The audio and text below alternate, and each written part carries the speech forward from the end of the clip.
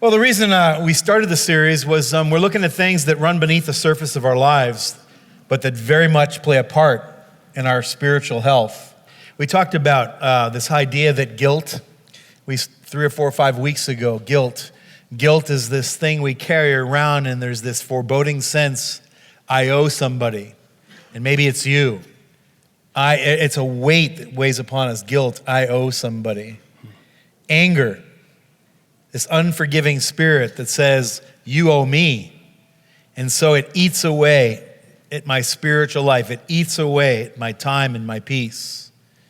And so the question is, what does that make envy? What do you guys think envy would be? The truth is, envy is, God owes me. Because with greed, to recap, greed is just an inordinate or insatiable longing for material gain, be it food, money, status, or power. But envy is to be stirred in your heart by the prosperity of others. So if greed is, I want more stuff, envy is, I want your stuff, right? I want it because you have it. I want that thing that you have. You know, hey, why do you get that and I don't? And the reason it's God owes me is kind of the catchphrase here is because when we see the prosperity of other people, we're like, hey, how come you have that and I don't? Like, God, why did you take care of them and not take care of me, right?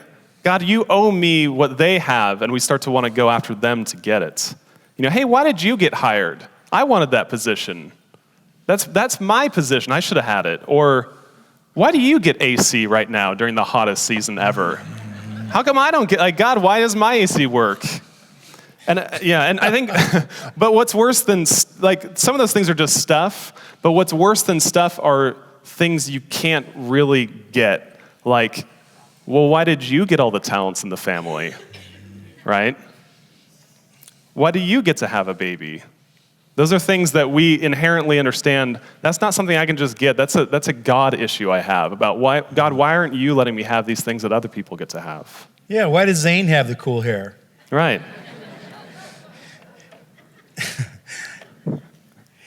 You ever walk past getting on the plane and you're in the back and you walk past first class and you're just like, and they're just sipping their orange juice out of a glass? Hey. You know, what's the first commandment? Who can tell me? Remember when this guy Moses was on the mountain with God, and what was God doing? God was taking a people who had been in slavery for 4 centuries, and he was forming a new people, a people that would bear his name, a people that would represent him among the nations of the earth.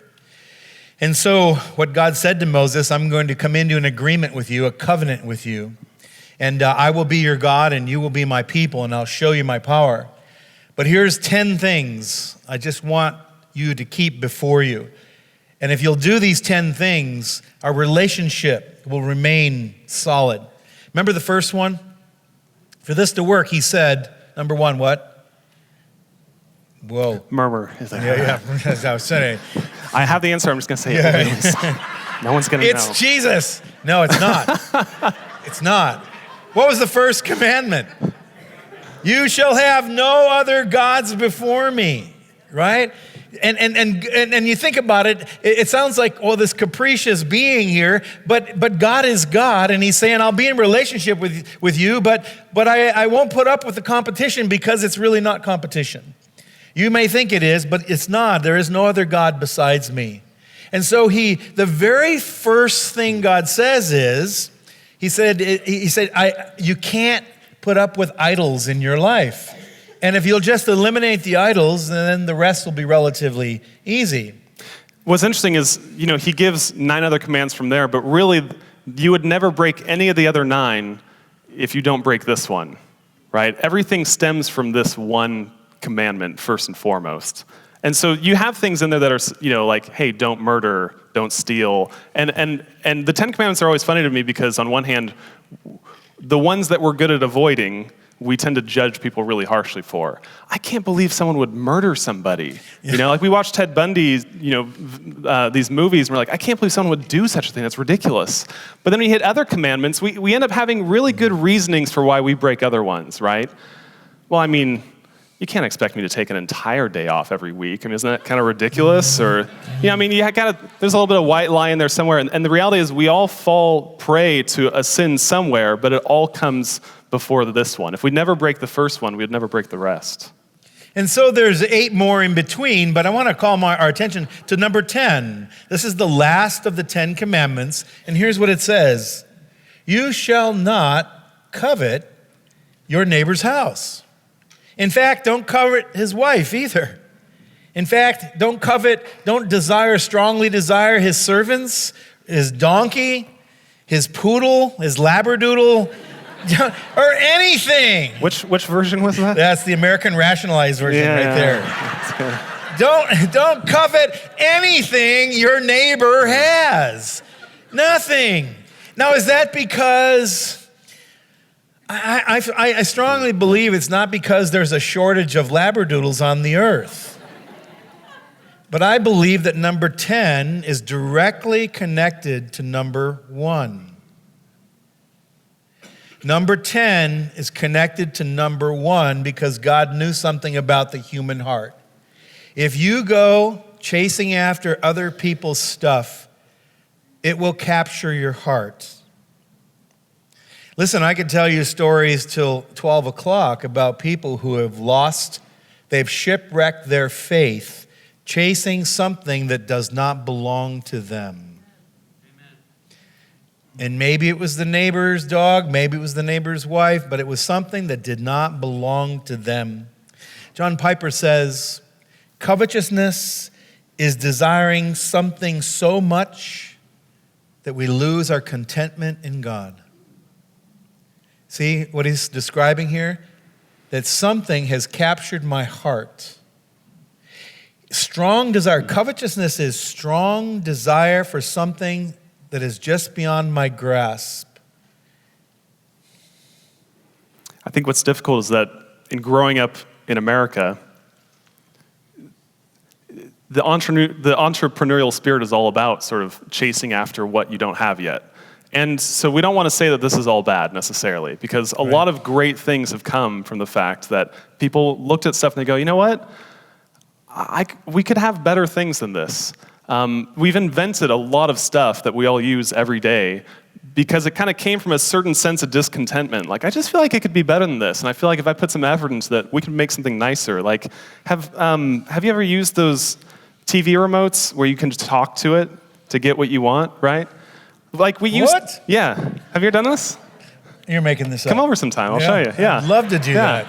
Yeah, like we made these remote controls, which were great for not having to touch the TV, walking up and turning the dial. But then there's like 1,000 buttons on it. It just got absurd. And someone went, you know what? I feel like, wouldn't it be cool if you could just talk to it and say, play Bruce's sermons, and then it just did it. Like it's amazing, like what we can create. But the downside is that it can create a very it can make HGTV, I think, is the main. Like, have you ever just watched HGTV for more than 5 minutes at a time? It's like, it tests your soul. It tests everything about you. Where you're like, I'm so discontent with everything in my life now. Why don't I have a little robot that, picks up all this stuff off the ground? And, so if we're not careful, the discontent can chase us down rabbit holes. God doesn't really want us to be a part of it all. Paul said to the church in Colossae, he said, put it to death, whatever belongs to the earthly part of you. And I think all of us have an earthly part of us, don't we? It's that self that I don't want to let out of the box, but it talks to me. He says sexual immorality, impurity, passion, evil desire, and covetousness, which is idolatry, which is this thing that, again, that we're describing here. It steals my peace. This stuff is in the air we breathe. Like, anybody wake up with the pollen count going through your head this morning? Right? And it's invisible, but something is in the air. I woke up this morning and I felt like I didn't sleep. The worship team, you listened to Tiffany and Amanda this morning. We're struggling with, those of you who struggle with pollen, I can't see it. I can't quite eliminate it. I'm breathing it. I can't help but breathe it. That's what this is like, especially in North American culture, especially in the West. The capitalism, for the most part, is built on the idea of discontentment. Costco was founded on the idea of discontentment. Listen, right? It doesn't matter, whether you need it or not. That doesn't sell anything. There's not a lot of people. It's because you can have it, right? You can buy a 6-pack of shovels or whatever it is, Yeah. But think about it. We walk the aisles looking at what we could possibly desire, and it's what makes our economy run. And on one hand, like Ray said, it's the engine of our economy, but on the other hand, it's the enemy of our souls too. You almost need like Costco as a bartender, like, I think you've had enough. I'm gonna have to cut you off. A designated buyer. But I think I'll get this one. But it is funny because it's, on one hand, again, Costco's not the morality police. They're just trying to offer what people are asking for. Like, okay, you need this. We're gonna stock it for you. That way you can buy it. That's what you want. They don't deal with the morality piece, and that's part of the dangers of discontentment. Is that it's a craving that never fully satisfies. You think about how, like, when the iPhone first came out, it's like it solved everything, but they've never stopped making iPhones because there's always just a little more that we want it to do. It's like, will there ever be a perfect iPhone? No, it's just we're never going to get there. And at some point, when do you say, you know what, this is good enough? At what point do you say, my house it's good enough, it's clean enough, my phone's new enough, my body is fit enough, my salary takes a good enough care of me, like I have enough. It's a hard thing to come to that spot. This number one, it's a craving that's never satisfied because this is the danger. It focuses on what we do not have. It doesn't focus on what I do have. It makes me look over the fence at what I do not have. And that becomes this stirring in my heart, right? You think about wealth.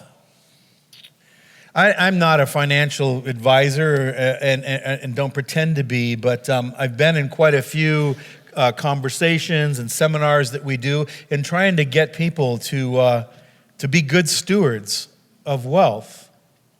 Is there a place where I draw a circle around my needs and say, this is enough? This is what I need to live on. Regardless of where the circle is, I'm not telling you what standard of living you have to have. You understand my question? But is there a place where you draw a circle and say, I have everything I need, this is enough? And then ask the question, what should I do with all the excess that God has given me and blessed me with?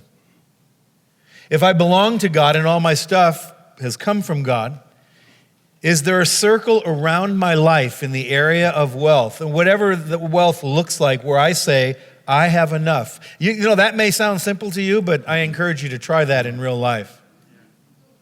That's not simple. In fact, when you try to do that, you're coming against the current of an invisible current in our culture that says, no, don't draw that circle. No, just keep upgrading, keep moving. Imagine if we drew circles around our lives and then used that excess for the furtherance of the gospel that we claim saves the world. The second danger of discontentment is that it has the power to tear us all apart. It can separate us from each other. Because if I feel like I should have the thing that you have, then chances are high I start to become resentful of you, because that should be mine. Have you ever had like two kids playing together and then you introduce like a new toy into that world and then they immediately turn on each other because it's like, that's mine, right? Like, this is my toy. And then the other one gets resentful, they get angry. It's like, man, let's just take the toy away. And so it's easy to imagine with kids, but again, like, what happens when someone comes into the workplace that's of a better skill than you and gets that job, right? It can really mess with us. Or the two high school girls who are best friends and then one of them like gets the guy, It's like, you just have issues. It creates like a whole, it creates a whole like us versus them category, right? Because if I'm supposed to have that but I don't have it, then sometimes we form whole identities around this. Like, I wanted to be the cool kid, but the cool kids won't have me. So you know what? I'm better than you. I don't need to be cool. I'm one of the not cool kids. I'm part of the nerd category, and we're better. You're just too beautiful, right? Sorry, I feel like it's old history or something for me, but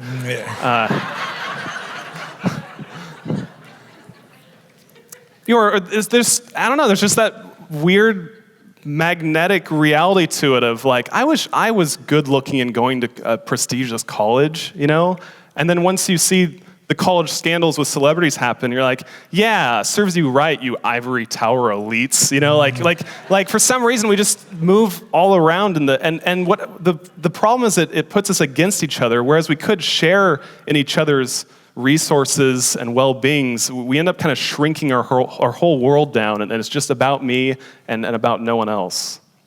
James saw this coming in the early church. The early church was a cosmopolitan mix of all demographics. There was wealthy, there was poor, there was persecuted, there was privileged. And so into this church, this brand new community of believers, this family, comes an incredible mix of people, and it created problems in the early church. And James would address it. He asked the question, listen, what causes quarrels and fights among you? It's not a rhetorical question. It's a question, it's a penetrating question. He's asking these believers, look around, I see you fighting. Where is the fighting coming from?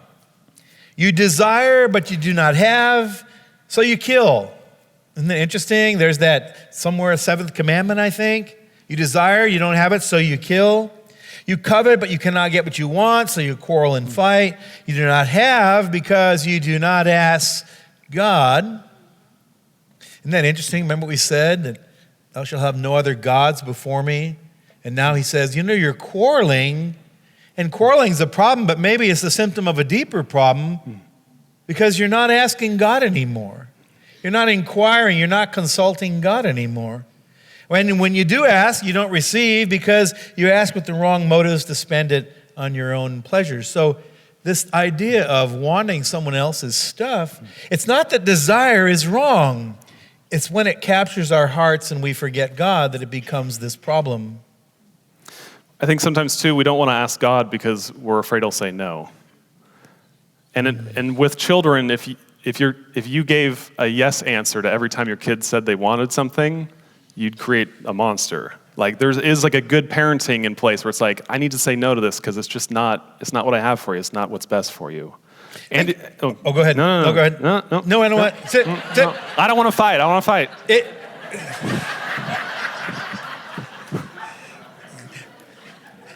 Imagine if you woke up tomorrow, random thought, and there was no one else on the planet except you. You were the only person on the planet. Everything else was the same except, how would that change your desire? How would that change the drive? Would that change anything in your life if you woke up and there were no other humans to compare yourself to? I know it's a random but imagine, Andy Stanley says, the irony and tragedy is that the remedy cannot be found by balancing the scales or even by tipping them in the other person's favor. The fact is, somebody's upset with God, and in most cases, that person doesn't even know it. And that's the real issue. It's this third part of the discontent, which is that it can separate us from God's call in our lives. It can separate us from God. In 1 Timothy, Paul says, godliness with contentment is great gain. For we brought nothing into the world, and we can take nothing out of it. But if we have food and clothing, we will be content with that. Those who want to get rich fall into temptation and a trap and into many foolish and harmful desires that plunge people into ruin and destruction. For the love of money is a root of all kinds of evil. Some people, eager for money, have wandered from the faith and pierced themselves with many griefs. Again, you hear the heart. He's not saying that wealth is the issue. He's saying that something that has captured my heart, he said, has detoured me, has caused me to wander from the faith. There's a lot of, it's interesting, he said, where is it here? I'm looking for the scripture, but he talks about that in the last days, he said people will equate godliness with worldly gain. This idea that somehow, and you see it today in some of the gospel that has been twisted that says God wants you to prosper. Now, there's crazy about that because I believe there's an element of truth to that, but I think it's the application and the understanding of what prosperity is that has caused this detour, this wandering. Which I guess raises... No, go ahead. I can't, no. I think what we should be thinking about is, in terms of being discontent, do I ever have a holy discontent? Meaning, do I ever look around the world with God's eyes at holiness and be discontent with the fact that things aren't what they should be yet? Like, hey, it's great that we can make these remotes that listen to us, right? But am I ever so moved by the state of the missions and the Great Commission across the world? Again, like last week when we looked at some of these numbers of the billions of people who have yet to hear the gospel, it's like, am I going to be motivated by discontent from that to actually serve purposes that are for God's kingdom? Am I content with the level of presence of God in my life, or my level of victory over sin, or the amount of heaven that has come to earth? What would it look like? Yeah, the holy discontentment thing. Am I stirred in the right direction? Is my heart stirred with the right things? Jenny Allen, one of the founders of the If Gathering, the If movement, she wrote this article, and in the article she says, there is a type of restlessness that grows as we see the emptiness of the American dream combined with the brevity of human life.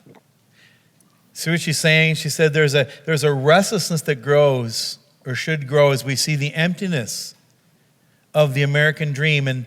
And what she's describing there is a dream that promises something that cannot deliver. There's nothing totally wrong with the American ethos, but it's this dream that says it can provide something that is designed for only God. It's a restlessness to make our lives count. This is this holy discontent and a responsibility to steward all that we've been given for God's glory and the good of others. This is this holy discontent that I find rare, this restlessness that says, God, I don't have enough of God. I don't have enough of God in my life, my marriage, my plans, my future. And I'm stirred in that sense. So what we want to leave you with this morning are 3 practices in contentment. Because contentment isn't something that you just agree to and then it just takes over your life forever. Again, some of us have decided, I want a better body, and when you went to the gym, you just didn't magically have it that day, right? You didn't walk through the gym and come out the other side transformed forever. And I think contentment is the same kind of thing. Like, we need to actually do some practices on a regular basis to keep us in the zone of what God has for us. And the first one of which we want to say is practice celebrating others. If being envious of someone makes you start to kind of bite and grovel at them and shrink your world, celebrating actually connects us to people. Where we say, you know what? You can either look at someone when they go on vacation and be envious. Why can't I go on vacation? Why don't I get multiple vacations a year, right? Or you can say, that's awesome they get to go on a vacation. If that was me, I'd be happy. And what's funny is over time, sometimes because you're celebrating them, like, hey, I hope you have a great time, have fun on the trip, maybe down the line they're like, hey, you want to come with us this year? We got an extra, and then instead of like being angry in the office, you actually get to go on a vacation. It's great, and so if any of you have anything coming up, just let me know. Yeah. But instead of shrinking our world, celebrating others and what they're doing and how life is going, we actually open ourselves up and connect with each other. Our worlds actually expand. Our resources expand when we connect with each other. Yeah, this is what makes for a great family or a great team.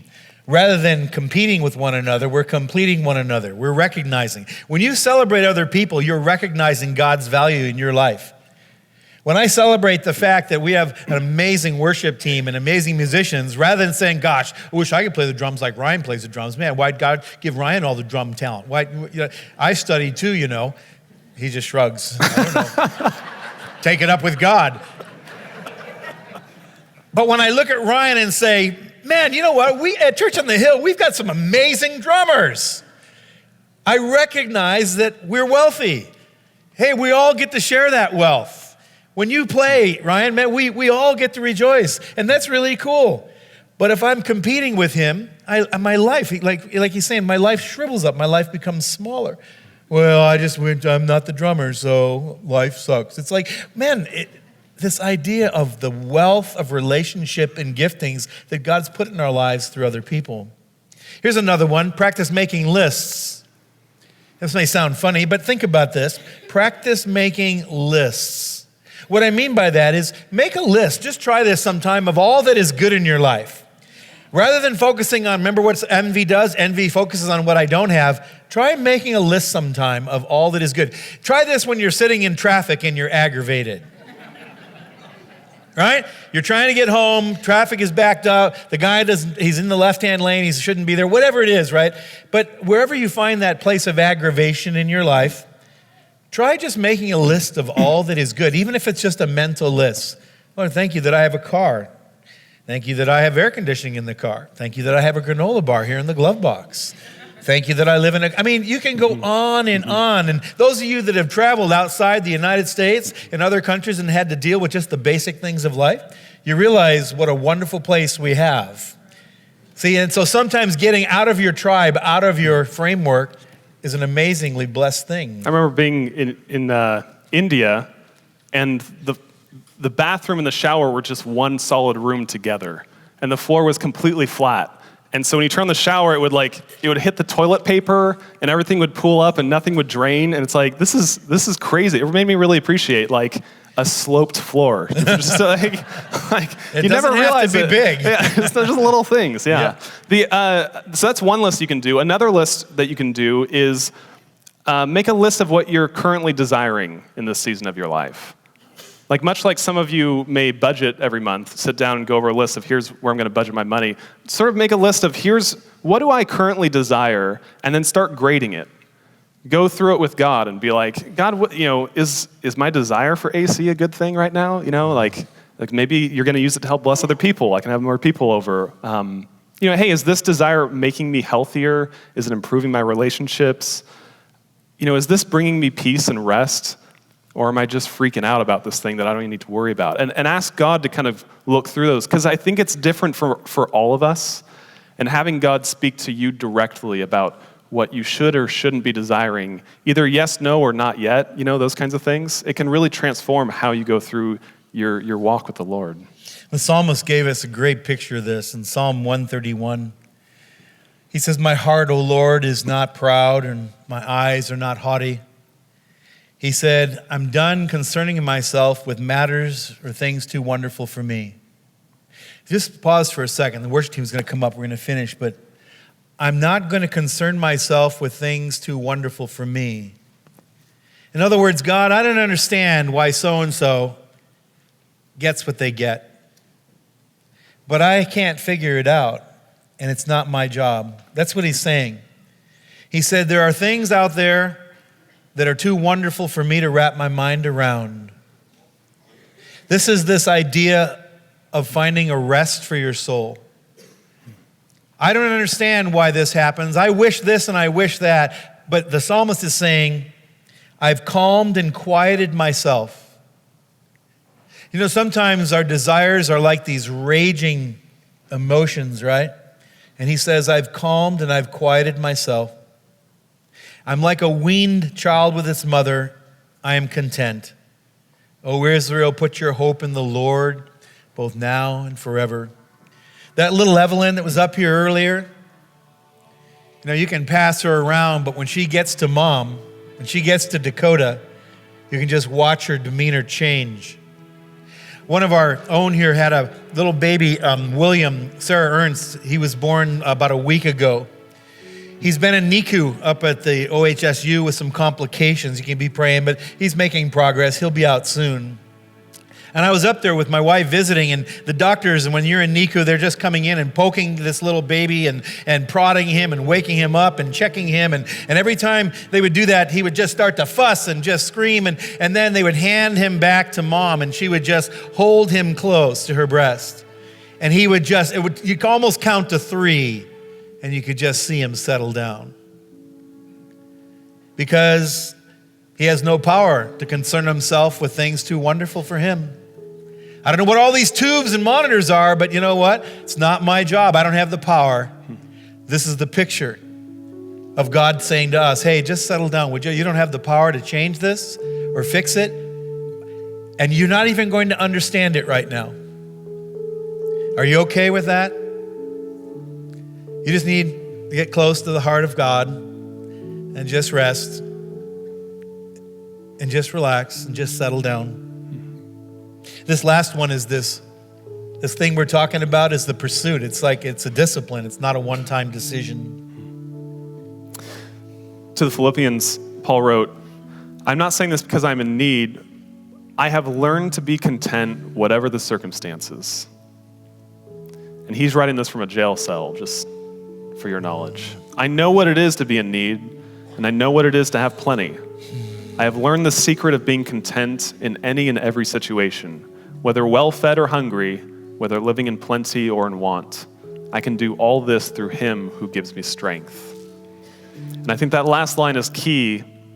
It's something that the Christian faith brings that nothing else does. Because the world offers us all kinds of things to be content and to be at peace.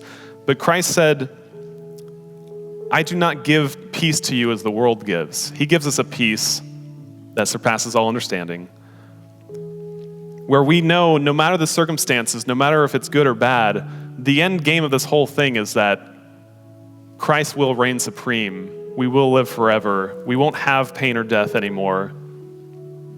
We'll have everything that the Father has for us, and we get to share in that in this life currently as we wait for the day when Christ returns. And I think this is a real key, because I think anyone can write lists. Anyone can practice celebrating, but if you have yet to ever make that connection between you and God through Christ of eternal life and being with the Father forever through what Christ did for us, there's just always going to be a certain amount of unrest that's never going to be quenched. St. Augustine said, Thou hast made us for thyself, O Lord, and our heart is restless until it finds its rest in thee.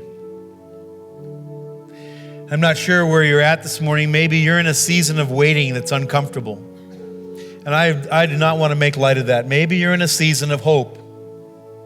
Maybe you're in a season of, you feel like I'm hanging on by my fingernails.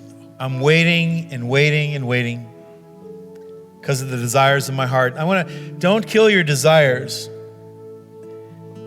But somehow there's a God who knows where you are. He knows your name. He knows your situation. He knows your circumstance, and you are not forgotten. Don't let that desire rob you. Don't let that hope,